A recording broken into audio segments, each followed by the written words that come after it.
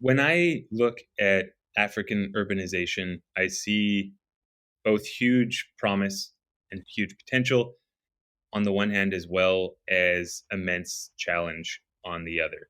And that's mainly just because of the sheer scope and scale of this challenge, right? Africa is the most rapidly urbanizing place on planet Earth over the course of this century. They'll be adding almost a billion new urban residents in the span of just under 30 years. So that's to 2050. That is a crazy amount of growth. A lot of cities are growing at an annual rate between like 4 and 5%, which is just unheard of. And that's over a sustained period of time. I say that can be promising and challenging. The reason is promising because we know that throughout human history, cities have been places of tolerance and cosmopolitanism. They've been places of creativity and innovation and new ideas. They've been places of business dynamism where some of the most innovative companies in the world start and spread and grow. And they're where our most entrepreneurial and dynamic of our species go to get out their dynamism, you know? And so, if done right and managed right, they can be world changing, quite literally. However, on the flip side, if that urbanization process is not managed well, you can get all the downsides of density, all the downsides of living in close quarters and close contact with other human beings, including crime, right? Traffic congestion, contagious disease, as we've seen in the last few years.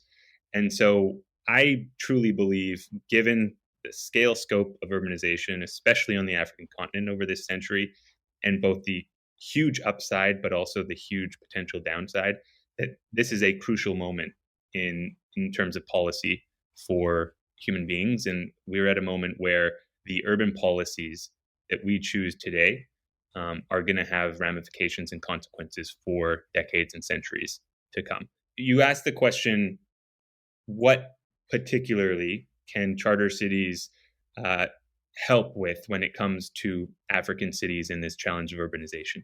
So I really break it down into three different pillars. One is a legal pillar. And so across the African continent, we had this problem of uh, colonialism setting up these really centralized state structures. And then when independence occurred slowly but surely over the course of a few years, a few decades in the 50s, 60s, and beyond, when the independence leaders uh, gained independence, they simply kind of took over those very centralized state structures.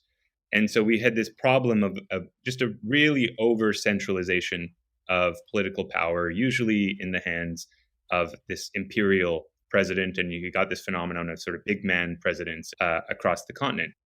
And that's extremely tough when you have very heterogeneous countries, very multi-ethnic countries across the continent for historical reasons, right? If I'm president, and I'm from the yellow group, and I'm therefore incentivized to dole out public resources toward my own yellows, then that's going to make the red and greens and the blue groups really unhappy. And that type of dynamic can foster conflict and division and civil war and all the rest.